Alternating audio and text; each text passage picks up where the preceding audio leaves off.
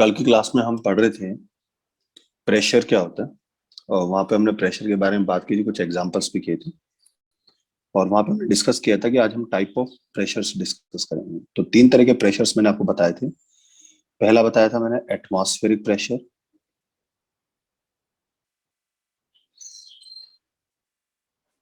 Atmospheric pressure क्या होता है?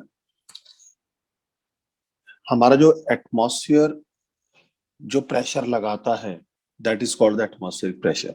सिंपल सी बात है। अब इसको कैसे कैलकुलेट करते हैं? जो यू- हमारे अर्थ के चारों तरफ डिफरेंट डिफरेंट गैसेस हैं, और उन गैसेस की वजह से एक एटमॉस्फेयर क्रिएट हुआ है। तो यूनिट क्रॉस सेक्शनल एरिया पर सी लेवल पर लगने वाला जो एटमॉस्फेरिक का प्रेशर है, that is called atmospheric pressure. इसको डिफाइन करते हैं पीओ से, और इसकी वैल्यू होती है 1.013 इंटू 10⁵ पास्कल। ठीक है। और अगर इसको और तरीके से कैलकुलेट करें तो मैं ऐसे बताऊंगा कि सपोज आपके पास एक मरकरी का कॉलम है। आपने एक मरकरी की ट्यूब ली 1 मीटर की लेंथ की, जिसका यूनिफॉर्म क्रॉस सेक्शन एरिया है। उसके अंदर मरकरी को फिल कर दिया। मरकरी को फिल करने के बाद उसको आपने, ये हमारे पास एक ट्रे है, इसमें भी मरकरी फिल है, और इसमें इसको उल्टा करके रख दिया इस तरीके से। ये इसमें मरकरी है Hg, इसमें भी Hg आएगा। सपोज इस टाइम इसकी जो हाइट है इस कॉलम के अंदर h रहती है, तो ऊपर की तरफ यहां क्या बन गया? वैक्यूम बन गया।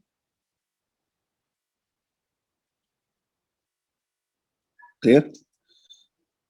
तो देखिए, ये जितनी भी यहां पर जो प्रेशर लग रहा होगा, ये सब का सब एटमॉस्फेरिक प्रेशर है।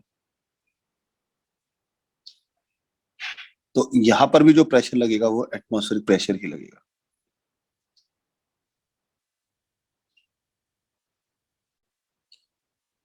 ठीक है। जहां पर हमारे पास एटमॉस्फेयर जिस सरफेस पर प्रेशर लगाएगा, that is the atmospheric pressure. अब देखो इसको कैसे कैलकुलेट करेंगे एटमॉस्फेरिक प्रेशर। जनरली मैं इसको ऐसे भी लिख सकता हूं कि 76 सेंटीमीटर ऑफ Hg कितना हो जाएगा? देखो,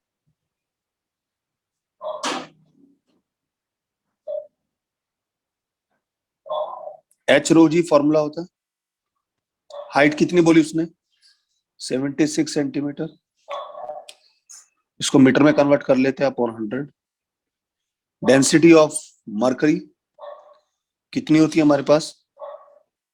13.6 इंटू 10⁻³ जी की वैल्यू कितनी होती है? 9.81। जब आप इसको सॉल्व करते हो बेटा, इसकी भी वैल्यू आती है 1.013 इंटू 10⁵ न्यूटन पर मीटर स्क्वायर। और ये किसके इक्वल आया? पी नॉट के इक्वल आया। तो यहां पर हम बोलते हैं कि 76 सेंटीमीटर ऑफ Hg का जो प्रेशर होता है वो एटमॉस्फेरिक प्रेशर के इक्वल होता है। और इस इंस्ट्रूमेंट को हम बोलते हैं बैरोमीटर।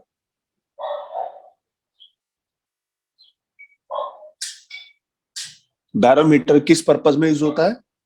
एटमॉस्फेरिक प्रेशर को मेजर करने के लिए बैरोमीटर को यूज करते हैं। तो जिस जगह पे जितना Hg का लेवल होगा, वहां पर उतना ही प्रेशर मेजर होगा। क्लियर हुआ? इसी के अलावा एक और हमारे पास प्रेशर होता है जिसको बोलते हैं गॉस प्रेशर। गॉस प्रेशर क्या होता है?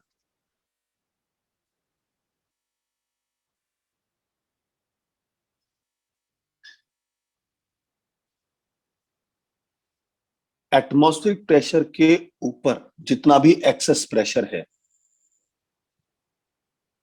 वो हमेशा गॉस प्रेशर। क्लियर? यानी अगर मुझे गॉस प्रेशर निकालना है तो क्या करना है? किसी जगह पर कैलकुलेट करना है टोटल प्रेशर कितना है। सपोज एक जगह पे टोटल प्रेशर कितना है, 10 पास्कल आया, और उस जगह पे एटमॉस्फेरिक प्रेशर कितना है, 1.013 इंटू 10⁵ पास्कल है। तो एक्स्ट्रा प्रेशर कितना हो गया, तो उसमें से एटमॉस्फेरिक प्रेशर माइनस कर देंगे, तो जो बचा that is a Gauss pressure. Suppose किसी जगह पे प्रेशर आया हमारे पास P, और वहां से मैंने एटमॉस्फेरिक प्रेशर हटा दिया, तो जो बचा that is gauge pressure. So the excess pressure over the atmospheric pressure is called Gauss pressure. ये हमारे पास गॉस प्रेशर होता है। Gauss pressure is basically excess pressure over atmospheric pressure.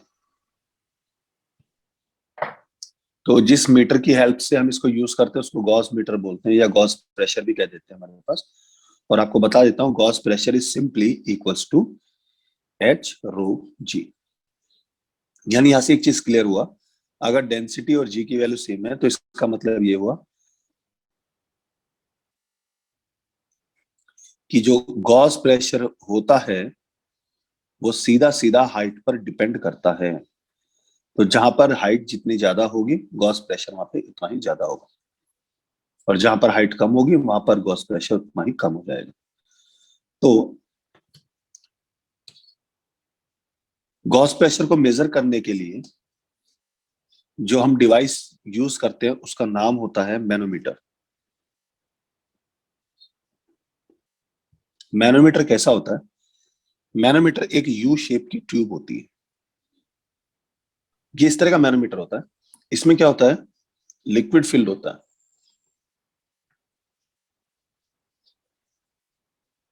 अब ये हिस्सा ओपन है, तो यहां पर कौन सा प्रेशर काम करेगा, एटमॉस्फेरिक प्रेशर काम करेगा।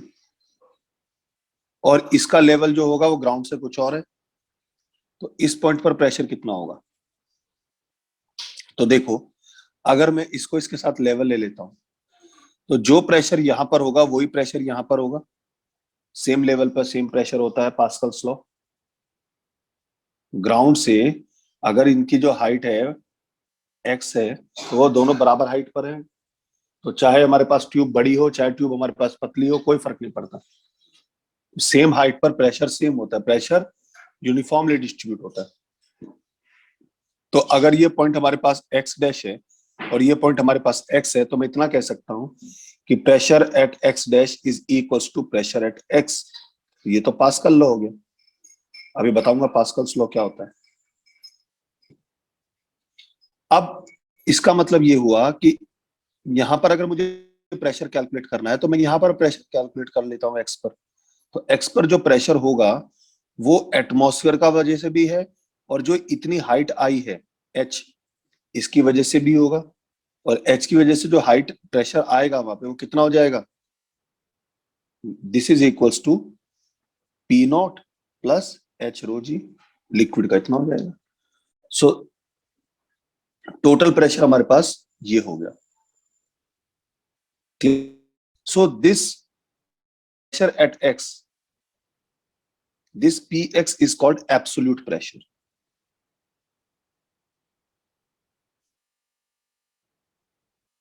यानी the sum of atmospheric pressure and the gauge pressure is called absolute pressure। This is called atmospheric pressure, and this H/ρg is called gauge pressure। तीनों चीजें क्लियर हो गई यहाँ पर कि एब्सोल्यूट प्रेशर क्या होता है, एटमॉस्फेरिक प्रेशर क्या होता है। ओपन एरिया, ओपन फेस पर जो भी सरफेस प्रेशर लगेगा that is atmospheric pressure. Liquid की अपनी एक हाइट की वजह से जो प्रेशर बनेगा that is gauge pressure, and the sum of atmospheric pressure and the gauge pressure is called absolute pressure. तीनों चीजें मैंने आपको क्लियर करा दी। यह है कंटेनर 1, यह है कंटेनर 2, यह है कंटेनर 3, और तीनों में जो लेवल है वो सेम। अब वो कहता है कि जो इस लिक्विड की वजह से जो प्रेशर लग रहा है इन तीनों कंटेनर में 1, 2 और 3 में, वो कितना होगा। P1 greater than P2 greater than P3, दूसरा है P1 less than P2 less than P3, तीसरा है हमारे पास P1 greater than P2 equals to P3, और फोर्थ है P1 equals to P2 equals to P3। ये चार ऑप्शन हमारे पास उसने दिए।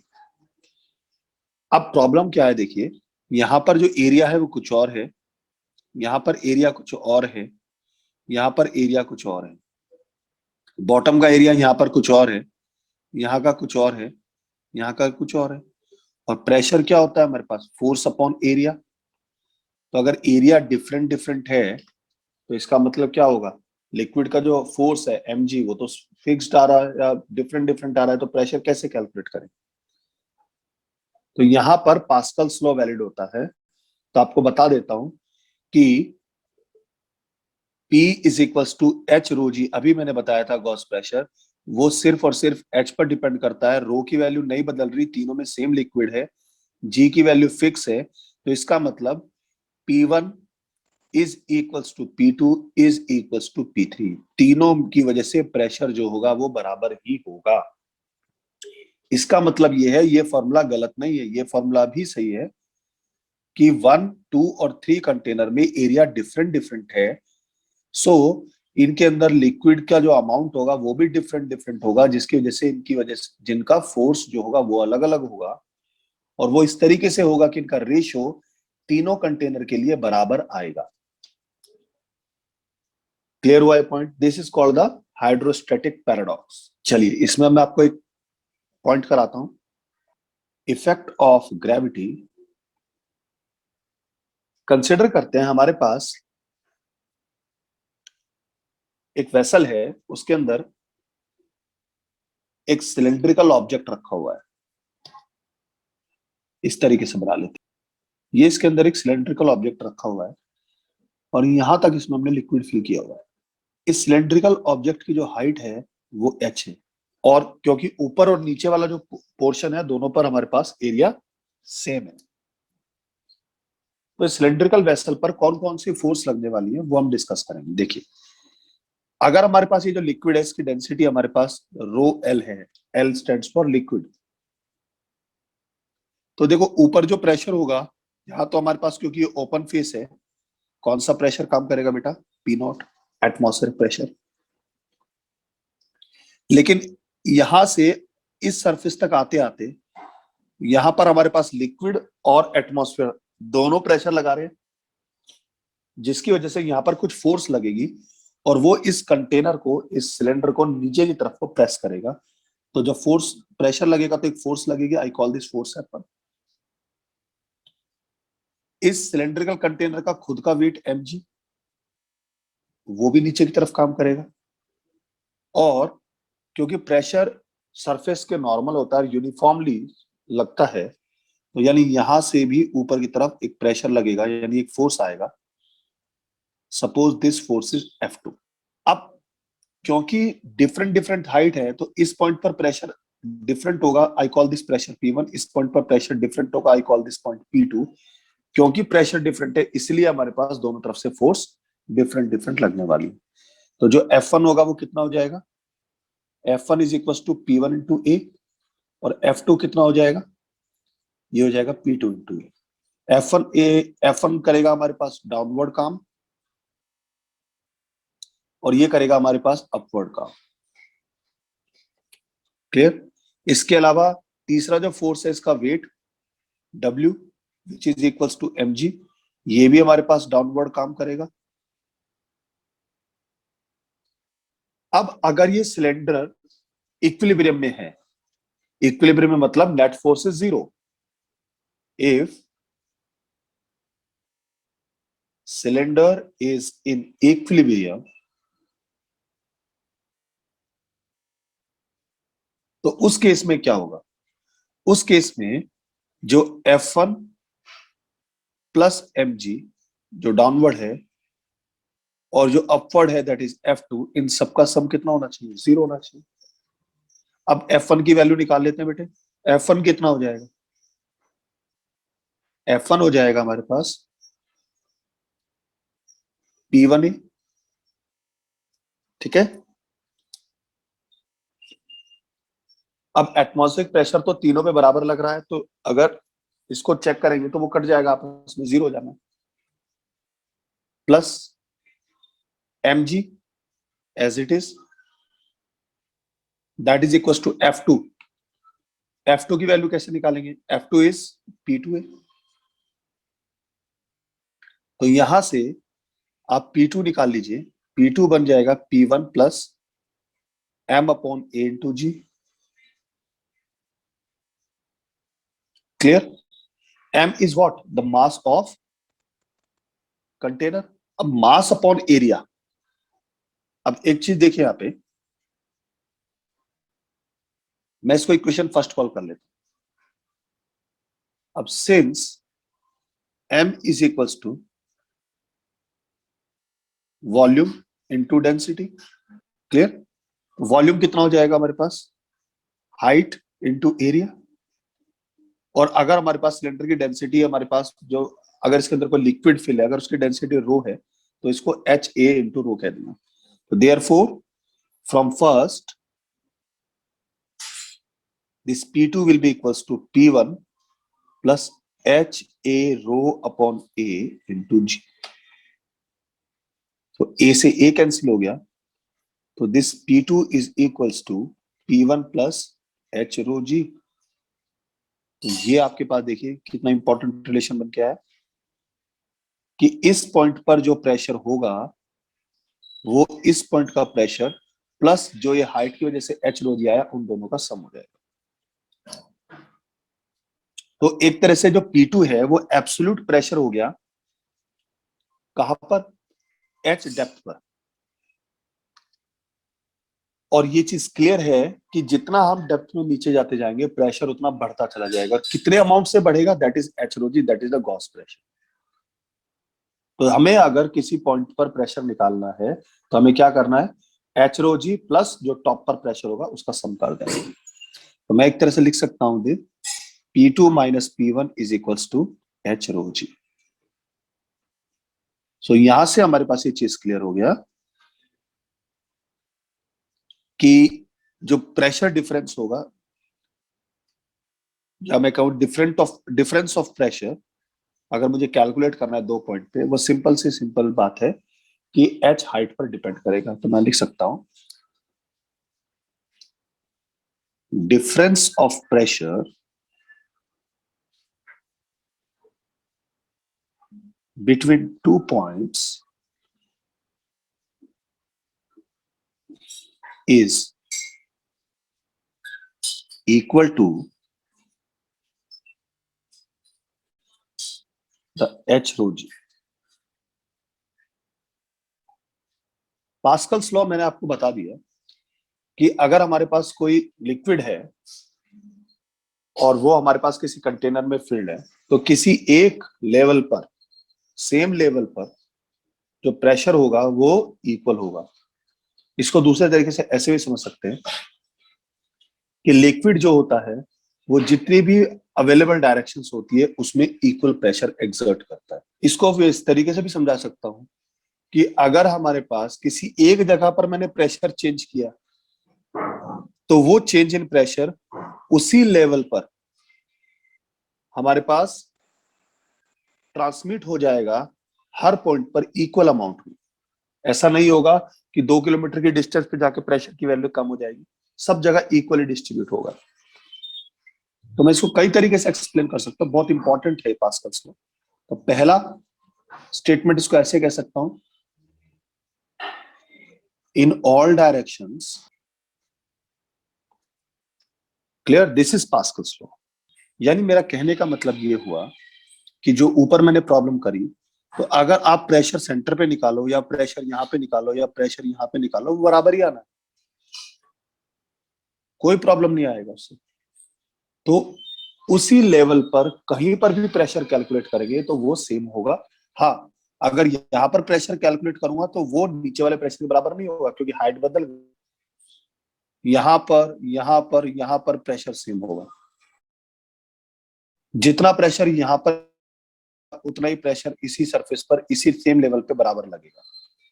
तो सेम लेवल पर लगने वाला प्रेशर इक्वल होता है, और वो उसमें डायरेक्शन इंपॉर्टेंट नहीं होगा कि लेफ्ट की तरफ से प्रेशर ज्यादा लगेगा, राइट की तरफ से प्रेशर कम लगेगा, प्रेशर इक्वली अप्लाई होगा।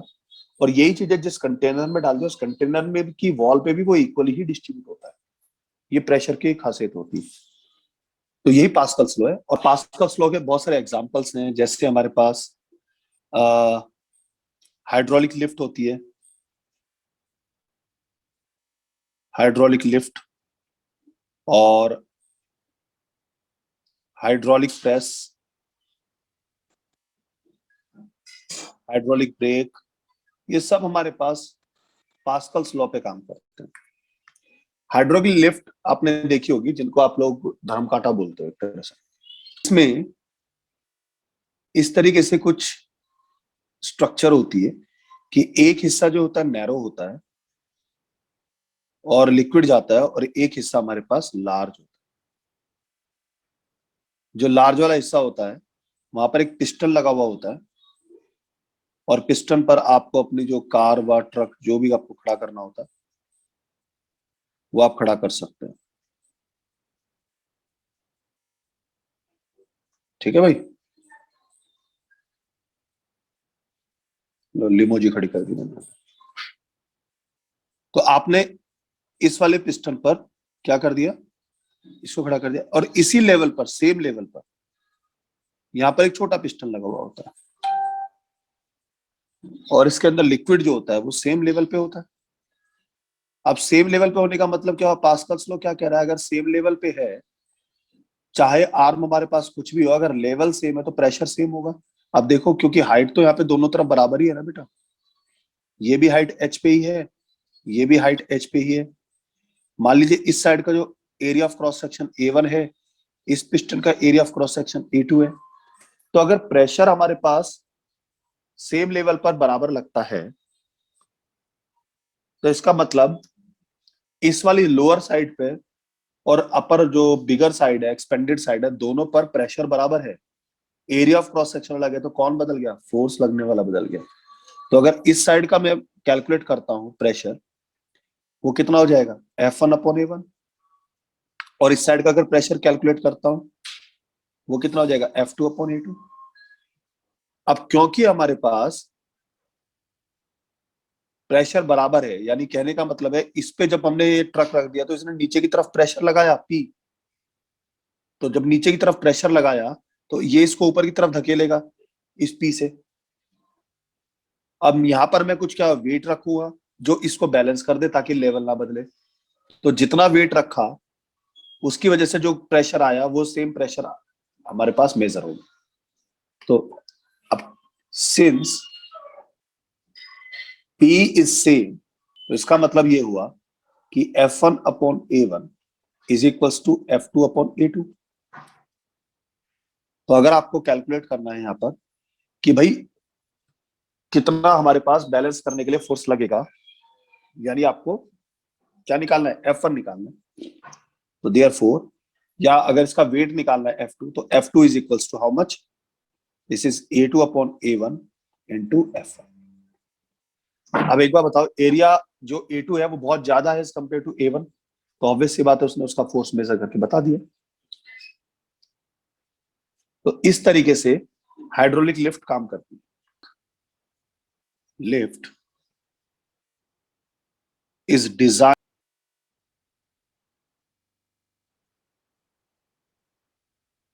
The piston can bear. G की वैल्यू आपको लेनी है 10 मीटर पर सेकंड स्क्वायर। क्वेश्चन समझ में आ गया बेटा, क्या कह रहा है इस क्वेश्चन में वो, कि आपके पास एक हाइड्रोलिक लिफ्ट है, उसको इस तरीके से डिजाइन किया कि वो 5000 kg तक का वेट मास मेजर कर सकती है। जो एरिया ऑफ क्रॉस सेक्शन है पिस्टन का जिसपे आपको वेट रखना है वो 250 सेंटीमीटर स्क्वायर है।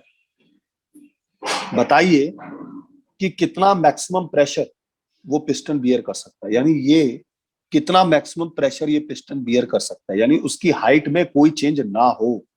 तो ये P निकालना है। तो P कितना हो जाएगा बेटा, सीधी सी बात है, P F1/A करो या F2/A करो। तो आपको देखो यहाँ पे फोर्स निकालना है तो फोर्स कैसे निकलेगा? Force is equal to M into G, car का। ये हो जाएगा 5000, जी की वैल्यू 10 रखी, ये हो गया 50,000 न्यूटन। और एरिया ऑफ क्रॉस सेक्शन कितना दे रखा है आपको? 250 सेंटीमीटर स्क्वायर। सो इसको आप मीटर में कन्वर्ट कर लेते हैं, 250 into 10⁻⁻4 metre square. So therefore the pressure will be equals to F upon A। तो this comes to be 50,000 upon 250 into 10⁻⁻4। 250 into 2 is 500. So this comes to be 200 into 10 to the power 4. That is 2 into 10 to the power 6 Pascal. So this is the pressure that can be balanced by the hydraulic lift. Suppose जो lower and है, उस lower and का जो cross section area है A1, अगर वो आपको दे दिया हमारे पास 10 सेंटीमीटर स्क्वायर, तो उस तरफ कितना फोर्स लगाना पड़ेगा ताकि ये प्रेशर जनरेट हो जाए? तो ये F1 is equal to P into A1 हो जाएगा बेटा। तो P कितना है हमारे पास? 2 इंटू 10⁻6 और A1 है 10 सेंटीमीटर स्क्वायर, तो 10 इंटू 10⁻⁻4 हो जाएगा। तो ये हो जाएगा 2 इंटू 10⁻2 यानी 200 न्यूटन। यानी आप कहोगे कि ये जो आपके पास कार में या ट्रक में जो सामान है वो सिर्फ 200 न्यूटन के वेट से बैलेंस हो जाएगा। बात समझ में आया? तो इस तरीके से हम कैलकुलेट करते हैं। तो सोचो आपने 5000 केजी के ऑब्जेक्ट को 200 केजी के ऑब्जेक्ट से, सॉरी 5000 केजी के ऑब्जेक्ट को अपॉन 10 करके 20 केजी के एक वेट से बैलेंस कर दिया। कई बार हमारे पास क्वेश्चन इस तरीके से आता है कि अगर हमारे पास एक लिक्विड है जिसकी डेंसिटी कुछ और दी हुई है, दूसरा लिक्विड है उसकी डेंसिटी कुछ और दी हुई है, और उन दोनों को मर्ज कर दिया, आपस में मिक्स कर दिया, तो मिक्स करने के बाद जो मिक्स लिक्विड है उसकी डेंसिटी क्या होगी? तो दो तरीके से मिक्स किया जा सकता है। पहला केस क्या है हमारे पास? जब हमारे पास सेम मास हो। दूसरा केस क्या है हमारे पास? जब हमारे पास सेम वॉल्यूम हो। सेम वॉल्यूम मिक्स किया या सेम मास मिक्स किया, क्योंकि जो लिक्विड है उसके पास मास भी होगा, कुछ ना कुछ वॉल्यूम भी होगा। तो दोनों केस में आपको 1 by 1 कराता हूं, ठीक है। सपोज आपके पास दो लिक्विड है, एक लिक्विड है M1 मास का, दूसरा लिक्विड है M2 मास का। जो M1 मास का लिक्विड है उसकी डेंसिटी है ρ1, जो M2 मास का लिक्विड है उसकी डेंसिटी है ρ2।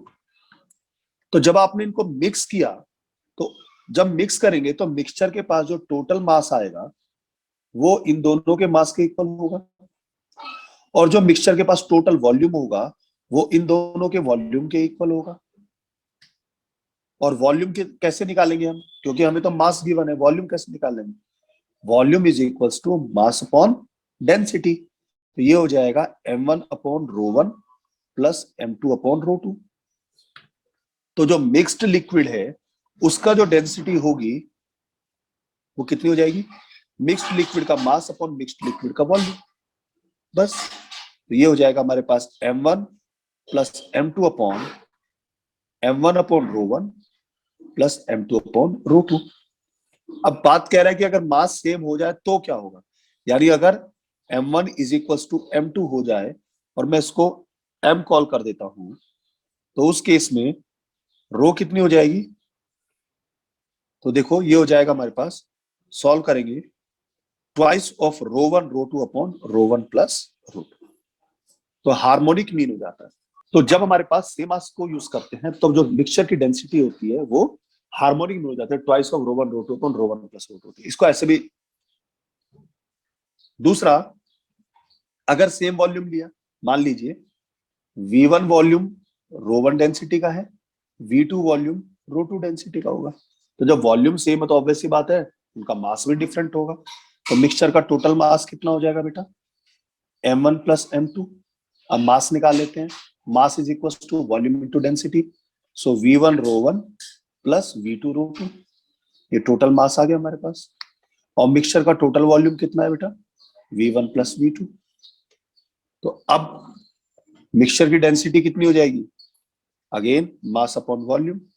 सो ये हो जाएगा हमारे पास V1 रो 1 प्लस V2 रो 2 अपॉन V1 प्लस V2।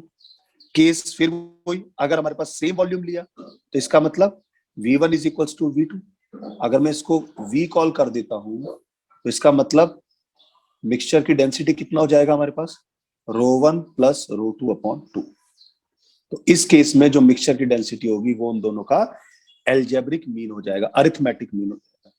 तो ये दो चीजें ध्यान रखना हमारे पास, ठीक है। कि दो लिक्विड्स है हमारे पास, एक लिक्विड की डेंसिटी दे दी है हमारे पास 2.5 ग्राम पर सेंटीमीटर क्यूब, दूसरा लिक्विड है जिसकी डेंसिटी दे दी हमारे पास 0.8 ग्राम पर centimetre cube.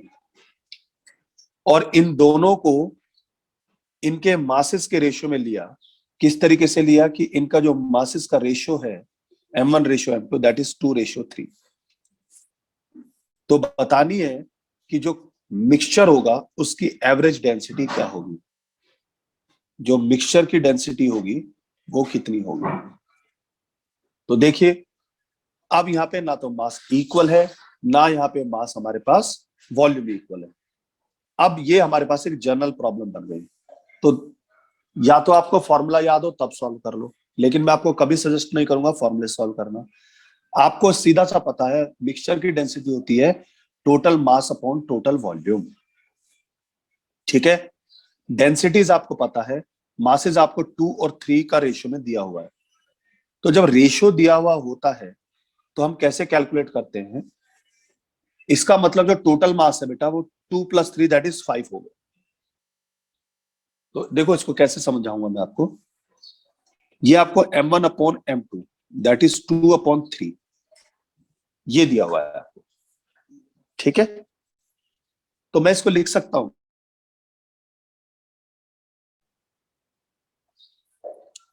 M1/2 is equal to M2/3। ये 2 इधर चला जाएगा, M2 इधर चल जाएगा, क्रॉस मल्टीप्लाई कर दिया। और क्योंकि ये रेशियो है, इस रेशियो को मैं K के इक्वल रख सकता हूं, फिक्स्ड है ratio that is equal to K। तो इसका मतलब M1 is equal to 2K और M2 is equal to 3K। मैं ऐसे एज्यूम कर लेता हूं। यहां पर तो मैंने आपको ऐसे बता दिया, लेकिन आगे आपको क्या करना है, आप जब रेशियो दिया है तो M1 is equal to 2K और M2 is equal to 3K सीधा लिखो। तो इसका मतलब जो अगर मिक्सचर की वैल्यू निकालनी है तो टोटल मास हो जाएगा हमारे पास M1 प्लस M2 और टोटल वॉल्यूम हो जाएगा M1 upon rho 1 plus M2 upon rho 2।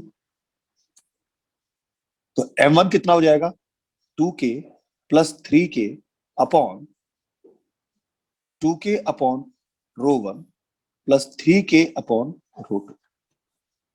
अब देखो K कॉमन आ जाएगा तो ये हो जाएगा 5K अपॉन K कॉमन आ गया, ये हो जाएगा 2 upon rho 1 plus 3 upon rho 2। K से K कैंसिल हो गया तो आपका रिजल्ट बना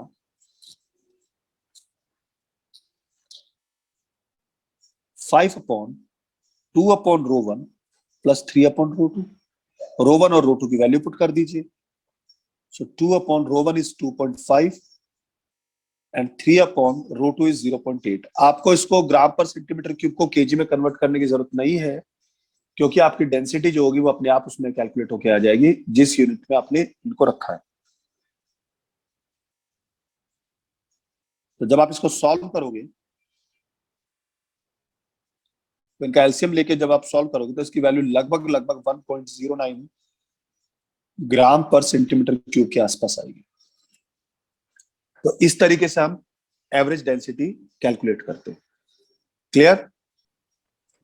एक प्रॉब्लम जो बहुत आती है एग्जाम में, वो बताता हूं कि हमारे पास एक यू शेप की ट्यूब दे रखी है,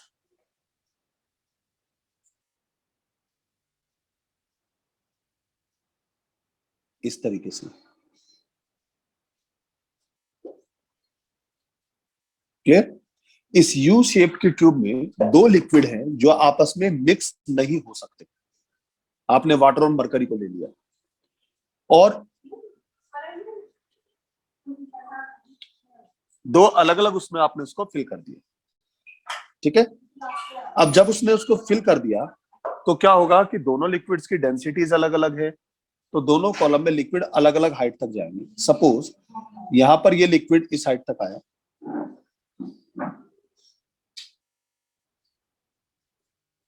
इस तरीके से, और इसमें जो है दूसरा लिक्विड चला गया इस हाइट तक। जो ग्रीन वाला है वो दूसरा लिक्विड है और जो ब्लैक वाला है वो पहला लिक्विड है, ठीक है। अब क्वेश्चन क्या कह रहा है कि बताइए कि इस लिक्विड के रेस्पेक्ट में इसकी हाइट का डिफरेंस कितना होगा, ये h निकालना। तो जब आप इनको फिल करेंगे तो क्या डिफरेंस आएगा, तो कैसे कैलकुलेट करते हैं इसको मैं समझाता हूं। मान लीजिए ये वाला जो लिक्विड है इसकी डेंसिटी ρ1 है और ये वाला लिक्विड जो इसकी डेंसिटी ρ2 है। क्लियर? ओके।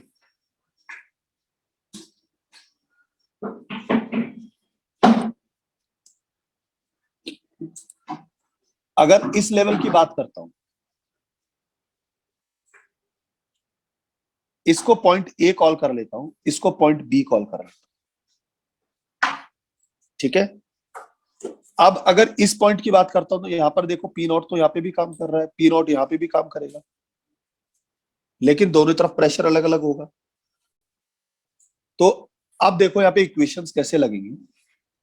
अब बी पॉइंट की बात करता हूं,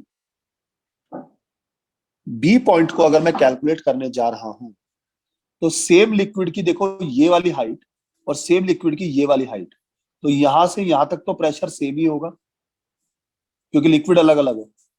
तो हम पहले जो लिक्विड सेम है यानी लिक्विड बी की बात करता हूं, ग्रीन वाले की, इसका एक लेवल यहां पर है और एक लेवल यहां पर है।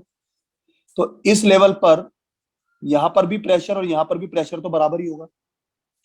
तो यानी कितना प्रेशर होगा, अगर मुझे यहां पर प्रेशर निकालना है कितना होगा, दिस प्लस ये हाइट, और अगर ये वाली हाइट इसको x मान लेता हूं तो ये हो जाएगा h प्लस एक्स।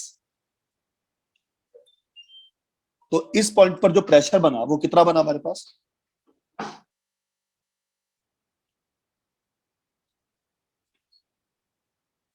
वो बनेगा pressure at B plus ρ2 h plus x into g. This is the total pressure. दूसरी तरफ ये वाला जो लिक्विड है इसके लिए भी निकालो, देखो इसके लिए भी अगर मैं निकालता हूं यहां पर प्रेशर कितना हो जाएगा, इसके लिए प्रेशर हो जाएगा हमारे पास पी ए प्लस एक्स ρ1 जी।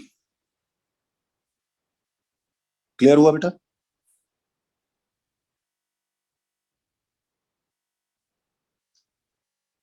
मान लीजिए ये वाला जो हमने ए बोला ये हमने बी बोला, लेकिन अब एक बात बताओ, ए पर बी पर जो प्रेशर होगा वो बराबर होगा या नहीं होगा। Pressure at A will be equals to pressure at B and this pressure will be equals to atmospheric pressure क्योंकि ओपन एयर फेस है। तो इसका मतलब ये हुआ कि जब मैं इस कंडीशन को अप्लाई करूंगा तो देखो यहां पर पीए और पीबी आपस में कैंसिल हो जाएंगे। तो इसका मतलब क्या बना, ρ2 h plus x into g will be equal to x ρ1 g. आपको कैलकुलेट क्या करना है, आपको कैलकुलेट करना है ये वाली हाइट h निकालनी है।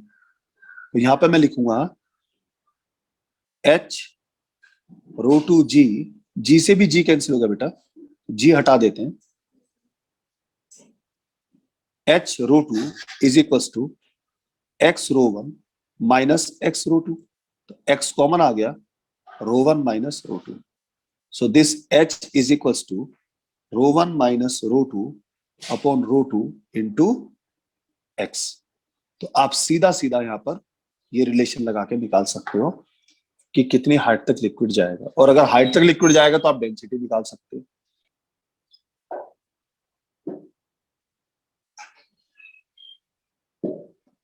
ये आपके पास यूट्यूब है, इसमें वाटर और स्पिरिट है, उनको सेपरेट किया मरकरी से।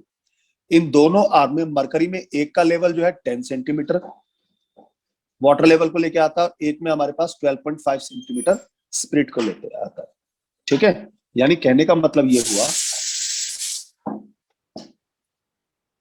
ये हमारे पास मरकरी है, ये वाला सेक्शन Hg है, इसको लेवल किया किसने, वाटर ने और स्पिरिट ने।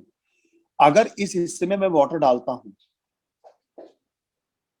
तो वाटर की जो हाइट है वो 10 सेंटीमीटर पर आती है वाटर, और इस हिस्से में स्पिरिट लिया वो 12 सेंटीमीटर तक आती है।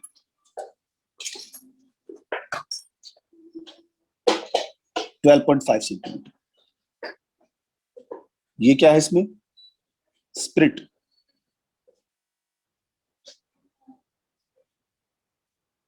इसको थोड़ा कम कर लेते हैं।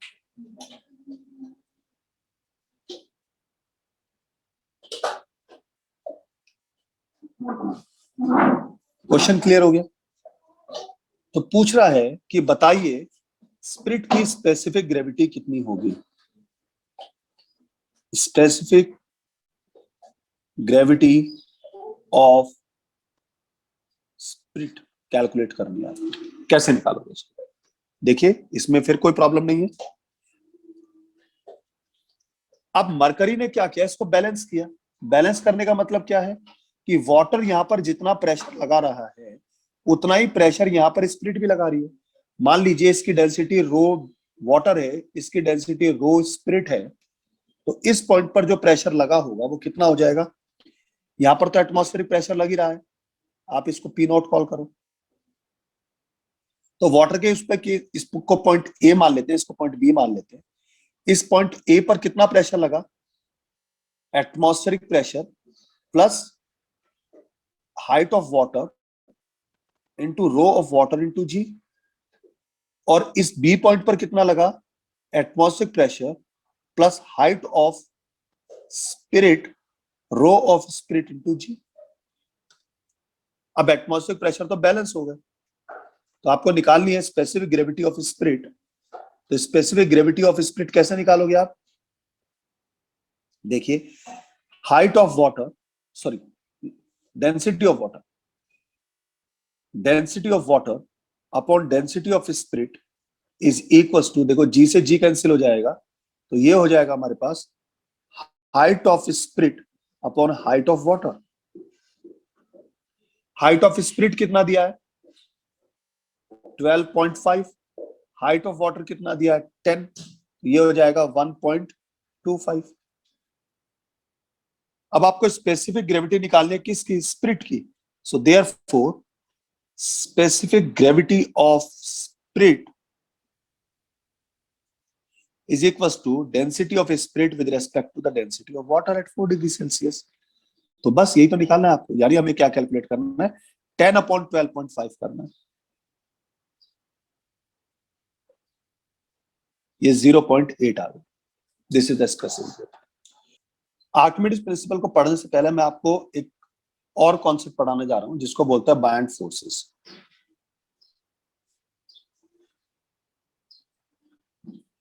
बायंट फोर्स क्या होती है, जो सब अगर तैरने में काम करती है। हाँ बहुत काम करती है। अगर कोई भी हमारे पास ऑब्जेक्ट है, अगर वो किसी फ्लूइड में फुल्ली या पार्शियली इमर्स्ड हो जाता है तो उस बॉडी पर, उस ऑब्जेक्ट पर फ्लूइड की वजह से एक अपवर्ड फोर्स काम करती है जिसकी वजह से वो फ्लोट नहीं करता है। तो वो फिनोमिना जो हमारे पास बॉडी के ऊपर फोर्स एक्सर्ट करता है बिकॉज ऑफ फ्लूइड, इस फिनोमिना को बोलते हैं बायंसी, और this force is called buoyant forces. और कई बार इसको अपथ्रस्ट फोर्स भी कह देते हैं।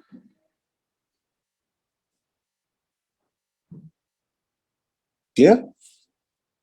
तो अगर लिक्विड हमारे पास पार्शियली इमर्स्ड है तो भी वो because of some buoyant forces होगा, अगर वो फुल्ली इमर्स्ड है तो उसमें भी वो बाइंड फोर्सेस का कोई ना कोई रोल होगा। अब ये काम क्यों आती है? क्योंकि पूरा लॉ ऑफ फ्लोटेशन जो है वो इसी पे बेस्ड है। तो बाइंड फोर्स क्लियर हुआ। अब बताता हूं मैं आपको आर्किमिडीज प्रिंसिपल क्या होता है। देखिए, अब बाइंड फोर्स का ही मैं आपको पहले केस कराता हूं, वहीं से आर्किमिडीज प्रिंसिपल समझते हैं। सपोज ये आपके पास एक कंटेनर है, इसके अंदर एक लिक्विड है। अब लिक्विड की सरफेस पर जो ओपन सरफेस होगा, यहाँ पे कितना प्रेशर लगेगा बेटा? पी नॉट, जो एटमॉस्फेरिक प्रेशर है। सपोज इसके अंदर हमारे पास एक बॉडी है, आपने उसको इसके अंदर डाल दिया।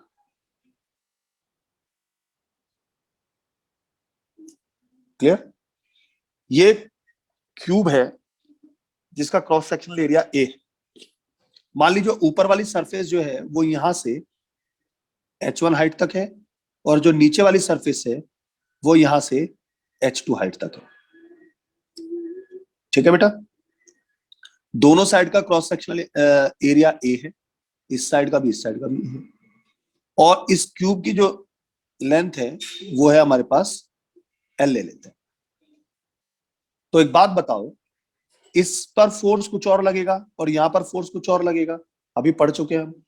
मान लीजिए यहां पर फोर्स लगा F1, इसकी वजह से ऊपर की तरफ फोर्स लगा F2। तो जो टॉप सरफेस है उस पर हमारे पास डाउनवर्ड फोर्स लगा, और वो जो डाउनवर्ड फोर्स होगी F1 वो कितनी हो जाएगी हमारे पास? A इंटू P1, क्योंकि इस हिस्से का प्रेशर कुछ और होगा क्योंकि डिफरेंट हाइट्स है। तो A P1 कैसे निकालेंगे? A as it is, P1 निकालने के लिए P1 हो जाएगा P naught plus H rho G. H कितना है? H1 रो इंटू जी।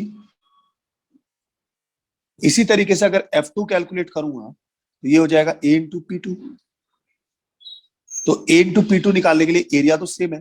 P2 कितना हो जाएगा बेटे? P naught plus H2 rho G. Liquid तो सेम है।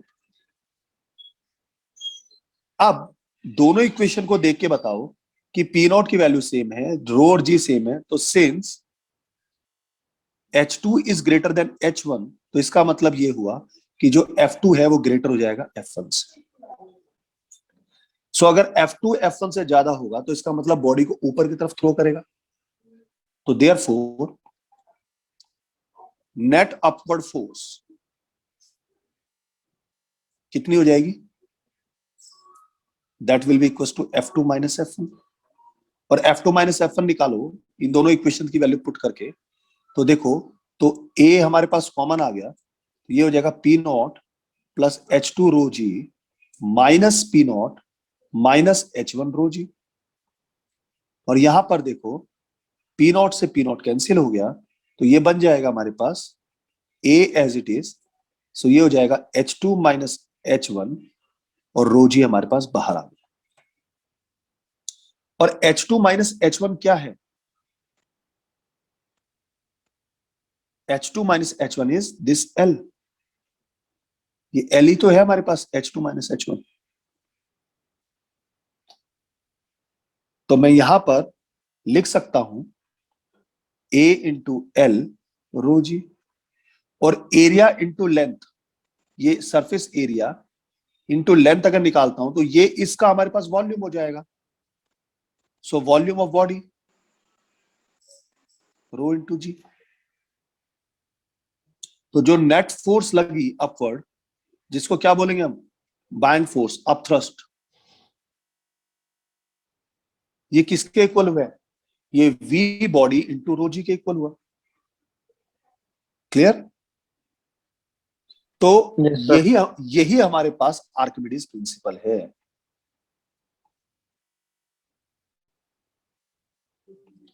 आर्किमिडीज प्रिंसिपल क्या बोलता है कि जो नेट अपवर्ड बाइंड फोर्स होती है किसी भी बॉडी पर जो लिक्विड के अंदर पार्शियली या फुल्ली इमर्स्ड होता है, that is always equal to the weight of body, या always equal to the weight of fluid dispersed. क्योंकि देखो, जितना हमारे पास ये आएगा उतना ही लिक्विड डिस्पर्स करेगा, जितना वॉल्यूम इसका होगा उतना ही वॉल्यूम हमारे पास डिस्पर्स हो जाएगा, उतना ही वॉल्यूम हट जाएगा ना लिक्विड का।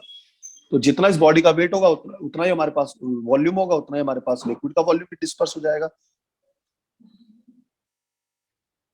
तो यही हमारे पास। अब देखो इसको दूसरे तरीके से मैं आपको कैसे समझाता हूँ। तो जो अपथ्रस्ट, नेट अपथ्रस्ट, अगर ये बॉडी देखो बैलेंस हुई है, तो बैलेंस होने का मतलब क्या है कि इस बॉडी का जो वेट होगा वही तो बैलेंस हुआ। इसको दूसरे केस में समझो कि जो एफ है that is balanced by the weight of body. और वेट ऑफ बॉडी कितना हो जाएगा हमारे पास, mg। mg is equals to volume of body into density of, अच्छा यहां पे मैंने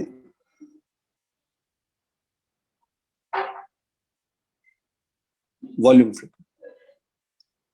volume of body into density of body material into g. तो अगर ये इसको बैलेंस कर रहा है तो देखो इसका मतलब क्या हुआ, v body into density of body sorry into g should be equals to v of liquid into density of liquid into g. तो ये भी हमारे पास जितना अगर देखो जितना हमारे पास बॉडी का वेट वॉल्यूम होगा उतना ही वो लिक्विड के वॉल्यूम को सेपरेट करता है। तो ये हमारे पास आर्किमिडीज का प्रिंसिपल हो गया, और इसी के बेसिस पर हम लॉ ऑफ फ्लोटेशन भी डिस्कस करेंगे। कैसे करेंगे देखिए,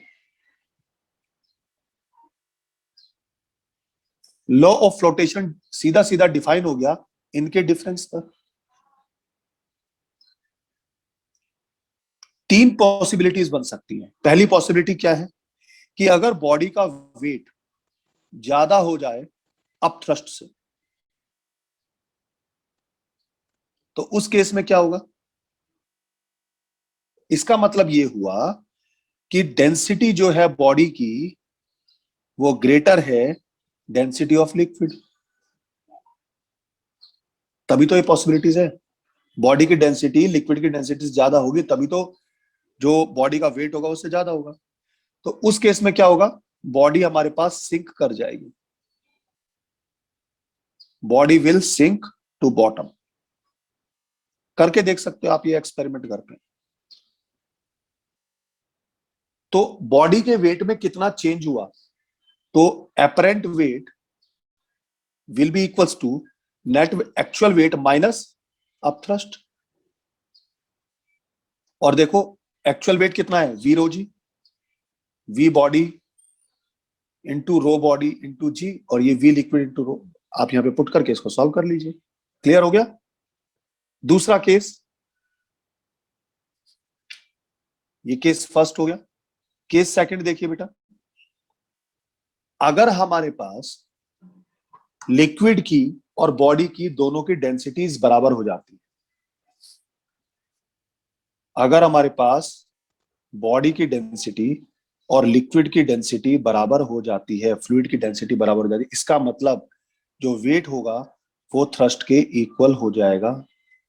तो उस केस में क्या हो जाएगी, बॉडी जो होगी न्यूट्रल इक्विलिब्रियम में आ जाएगी, नेट फोर्स जीरो हो गई। तो बॉडी फ्लोट करेगी, लेकिन किस कंडीशन में फ्लोट करेगी, पूरी की पूरी बॉडी लिक्विड के अंदर मर्ज होने के बाद। So body will float fully submerged in liquid। Clear. तो इस केस में जो एपरेंट वेट होता है वो जीरो हो जाता है, तो जो हमारे पास एपरेंट वेट होगा वो जीरो हो जाएगा, तो बॉडी इस टाइम वेटलेसनेस फील करेगी। तीसरा केस, अगर हमारे पास बॉडी की डेंसिटी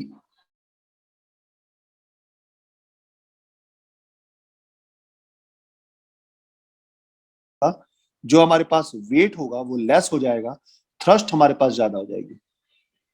तो इसका मतलब ये हुआ कि बॉडी पार्शियली सबमर्ज हो जाएगी लिक्विड में, ठीक है, और बॉडी फ्लोट करने लगेगी।